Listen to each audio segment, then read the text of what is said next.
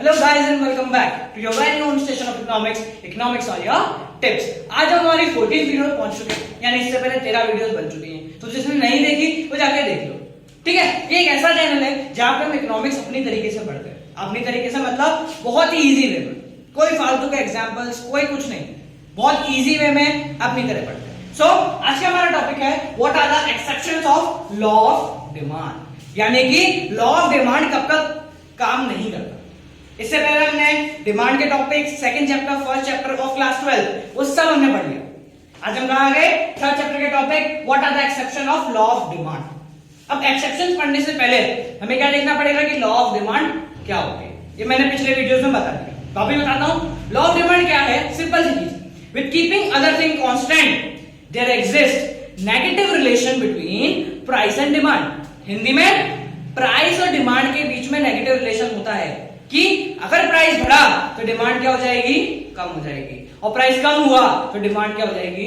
बढ़ जाएगी। सीधी सिंपल सी चीज है। चीज महंगी है तो कम खरीदो, सस्ती है तो ज्यादा खरीदो, ठीक है। सो अब हम बात करते हैं कि इसके एक्सेप्शंस क्या है। एक्सेप्शन का मतलब कि कहां कहां लॉ ऑफ डिमांड काम नहीं करता, ठीक है। तो देखो, it was firstly introduced by sir Robert Giffen. Exceptions को किसने सबसे पहले सामने लाया था? सर रॉबर्ट गिफिन नाम के पर्सन ने, ठीक है। And hence it is known as Giffen paradox. Exceptions को क्या बोलते हैं? Exception of law of demand को गिफिन पैराडॉक्स या फिर रॉन्ग सॉल्यूशन। रॉन्ग सॉल्यूशन का मतलब इसमें प्राइस और डिमांड के बीच में नेगेटिव रिलेशन नहीं होता। कैसा रिलेशन होता है? पॉजिटिव हो सकता है, ठीक है। देखो, it represents positive relation between price and demand. Price और डिमांड के बीच में कैसा रिलेशन होगा? Positive. That is if price increases then demand also increase. Price बढ़ी तो डिमांड भी बढ़ गई, प्राइस कम हुई तो डिमांड भी कम हो गई, ठीक है। लॉ ऑफ डिमांड का डायग्राम कैसे बनता था? ओ वाई एक्स, या क्वांटिटी आती थी या प्राइस आते थे, ये आता था हमारा डिमांड, ठीक है। तो इसका एक्सेप्शन कैसे बनेगा? ऐसे। ये एक्सेप्शन हो गया हमारा, if price increases then demand also increases. Price जब P था, डिमांड Q थी, प्राइस बढ़ के P1 हुआ तो डिमांड बढ़ के क्या हो गई? Q1। सो ये हमारा exception of law of demand.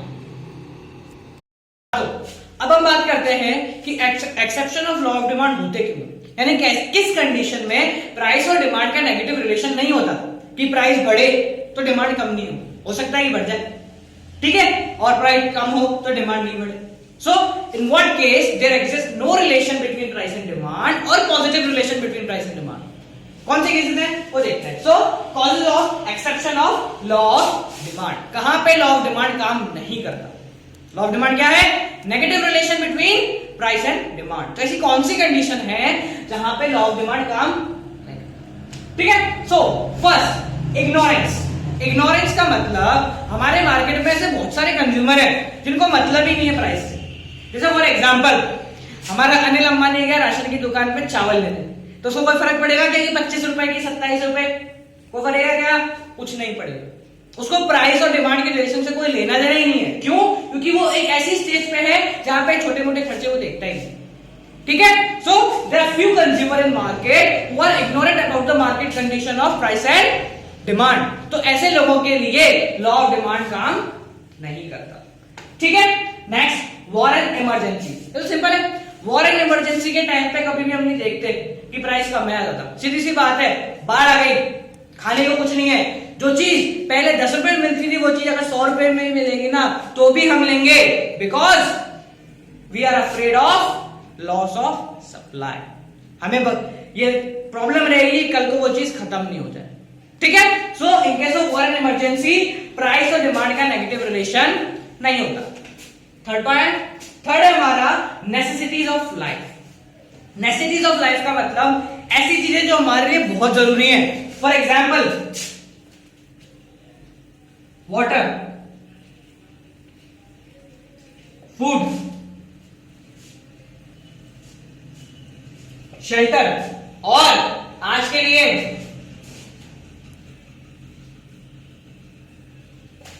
Net card, ठीक है। ये सारी चीजें क्या हमारे लिए बहुत जरूरी है। अगर इंटरनेट पे 200 रुपए से बढ़ के 250 भी हो गया ना तो भी डलवाना पड़ेगा। तो इस केस में प्राइस और डिमांड का नेगेटिव रिलेशन कभी भी नहीं होता, ठीक है। नेक्स्ट, आर्टिकल ऑफ डिस्टिंक्शन, जिसको हम कहते हैं prestigious goods. For example, diamond, Mercedes, Jaguar, Rolls Royce, इनमें कोई नहीं देखता कि 3 करोड़ की है कि 3 करोड़ 5 लाख की है। जो आदमी 3 करोड़ दे सकता है वो 3 करोड़ 5 लाख भी दे सकता है, उससे कोई फर्क नहीं पड़ेगा। ठीक है। So there are few goods which are demanded just because of their prestigious value. Apple 70,000 का है और एमआई 10,000 का है, पर लेना एप्पल ही है। क्यों? क्योंकि उसकी सिर्फ एप्पल के पैसे हैं, उसकी वो महंगा है इसलिए वो एप्पल। अगर सस्ता होता, सबके पास होता, तो उसका कोई मतलब ही नहीं होता, कोई भी एप्पल को लेके सेल्फी नहीं खिंचाता। ठीक है। क्यों? क्योंकि वो इसलिए डिमांड में है क्योंकि वो महंगा है। वो सस्ता हो जाएगा तो 4 दिन खरीद के 5वें दिन कोई एप्पल का नाम भी नहीं लेगा। ठीक है। तो in case of prestigious good there doesn't access law of demand. Law of demand कभी एग्जिस्ट नहीं करता है इंग्लिश में। ठीक है। Last and final, habituated goods. Habituated goods का मतलब ऐसी चीजें जिनकी हमें लत लग चुकी है, जैसे तंबाकू, सिगरेट, अल्कोहल, और ये इसमें भी आ सकता है नेट कार्ड। ठीक है। So in case of this, price कितना भी बढ़ जाए, सिगरेट पहले 10 की आती थी, 12 की हो गई, 14 की हो गई, अब 15 की हो गई टैक्स लग के। ठीक है ना। सो वो 10 की थी तब भी लोग पीते थे, 15 की है तब भी पीते, भले खाने को पैसा नहीं है और इसके लिए पैसा निकल जाएगा। ठीक है। सिमिलरली नेट कार्ड का भी यही सीन है, पहले 200 का था, फिर 250 का होगा, 299 का हो गया, फिर भी पहले डलवाते थे और अब भी डलवाते। So in case of habituated goods, there doesn't exist any law of demand. तो ये थे हमारे exceptions of law of demand के reasons. ठीक है। After reading exceptions of law of demand and उसके causes, अब हम क्या पढ़ते हैं? What is change in demand and change in quantity demand? दोनों बहुत सेम लगते हैं कि change in demand है, ये भी क्या है? change in quantity demand. इसको change in quantity demanded कर दें। ठीक है। So इनके बीच में डिफरेंस क्या है? छोटा सा डिफरेंस है। पहले हम चेंज इन डिमांड देखेंगे, फिर चेंज इन क्वांटिटी डिमांड देखेंगे। तो चेंज इन डिमांड का मतलब क्या होता है? डिमांड में चेंज आ रहा है just because of other thing except price. Price को छोड़ के किसी और वजह से डिमांड में चेंज आता है तो उसको हम क्या बोलते हैं? Change in demand. देखो, price remain constant, other thing fluctuate हो रही है जिसकी वजह से डिमांड में चेंज आ रहा है। अदर थिंग कौन सी होती है? All other determinants of demand, जैसे कि population, time period, related goods और भी बहुत सारी चीजें। ठीक है, जो हमने डिटर्मिनेंट्स ऑफ डिमांड वाले टॉपिक में पढ़ी। तो प्राइस को छोड़ के अगर इनमें से किसी चीज में चेंज आता है जिसकी वजह से डिमांड फ्लक्चुएट होती है तो उसको हम क्या बोलते हैं? Change in demand. ठीक है। सो चेंज हो रहा है तो दो चीजें होंगी, या तो बढ़ेगी या फिर कम होगी। सो बढ़ेगी तो इंक्रीज इन डिमांड, कम होगी तो डिक्रीज इन डिमांड। ठीक है। इंक्रीज इन डिमांड क्या है? Which remain constant in price if the demand fluctuates just because of other things, then it is known as increase in demand. और demand क्या होगा? Demand बढ़ जाएगी। देखो, प्राइस कांस्टेंट है, अदर थिंग्स बढ़ी, फेवरेबल चेंज आया जिसकी वजह से डिमांड क्या हो गई? बढ़ गई। ठीक है। अब इसका डायग्राम देखें, देखो ध्यान से, ये मैंने पहले ही बताया था इन केस ऑफ सब्स्टिट्यूट गुड्स कि जब भी प्राइस को छोड़ के किसी और वजह से डिमांड में चेंज आता है तो उसका इंपैक्ट डिमांड कर्व पे कैसे पड़ता है। देखो, ये हम डिमांड कर्व मानते हैं, क्वांटिटी या प्राइस, ये हमने डिमांड मानी कि इस प्राइस पे इतनी क्वांटिटी डिमांड थी। अब हमें क्या करना है? प्राइस को कांस्टेंट रखना है, प्राइस उतना का उतना छोड़ो और डिमांड को बढ़ा दो। अब डिमांड बढ़ानी है तो एक ही कंडीशन हो सकती है, क्योंकि प्राइस कांस्टेंट रखना है तो हम क्या करेंगे? एक नया डिमांड कर्व क्रिएट कर देंगे, another demand curve which is parallel to the opposite, पिछले वाले के पैरेलल होगा। ठीक है। और मैंने पहले ही बताया है इकोनॉमिक्स के सारे डायग्राम जब भी राइट में शिफ्ट होते हैं तो वो क्या होंगे? बढ़ेंगे, क्योंकि इन दोनों एक्सिस में से कहीं पे भी अदर थिंग्स हमने लिखी नहीं तो यहां पे अदर थिंग को शो करने की जरूरत है। क्या हो रहा है? प्राइस कांस्टेंट है फिर भी डिमांड बढ़ रही है, किस वजह से? क्योंकि अदर थिंग्स क्या हो रहे हैं? सिंपल, हमेशा ही होता है, प्राइस को छोड़ के किसी और वजह से डिमांड में चेंज आया तो डिमांड का शिफ्ट होगा, या तो राइट में या लेफ्ट में। राइट में कब होगा? जब डिमांड बढ़ेगी, और लेफ्ट में कब होगा? जब डिमांड कम होगी। जैसे कि ये decrease in demand, price constant है, अदर थिंग्स कम हुआ, जिसकी वजह से डिमांड क्या हो गई? कम हो गई। ठीक है, देखो क्वांटिटी प्राइस डिमांड, पुरानी प्राइस मान लेते हैं ये और पुरानी क्वांटिटी मान लेते हैं ये। प्राइस कांस्टेंट रखना है, डिमांड को कम करना है, तो क्या करो, एक अलग डिमांड कर्व बन गया। ठीक है, एक नया demand curve parallel to the opposite one. ठीक है, कहां शिफ्ट हो जाएगा ये, लेफ्ट में। क्यों, क्योंकि ये क्या हो गया, कम। ठीक है, so whenever there exist change in demand due to other things, then the demand curve will shift parallel toward right और लेफ्ट, डिपेंड्स अपॉन कि डिमांड बढ़ रही है या कम।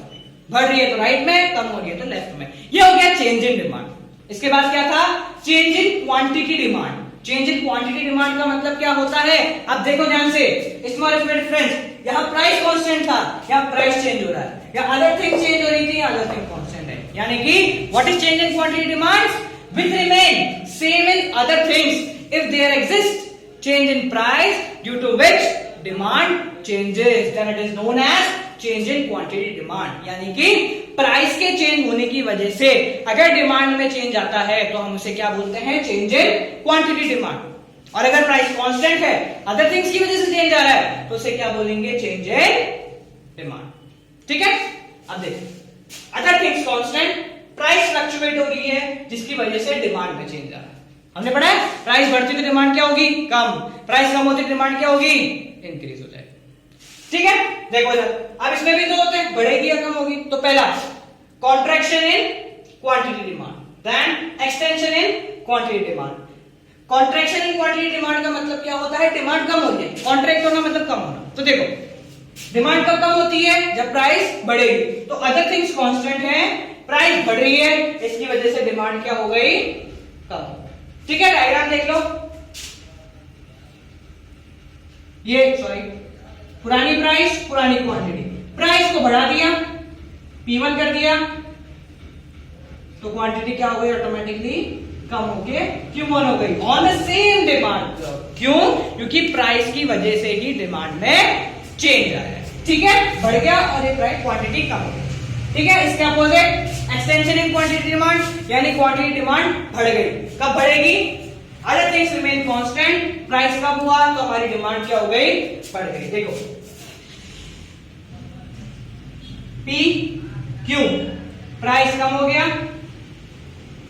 P1 क्वांटिटी बढ़ गई, Q1। ठीक है, सो ये था हमारा change in demand and change in quantity demand. Change in demand other things की वजह से, change in quantity demand just because of price. Change in demand में डिमांड कर्व शिफ्ट होता था, चेंज इन क्वांटिटी डिमांड में same demand curve पे point fluctuate हो जाते हैं।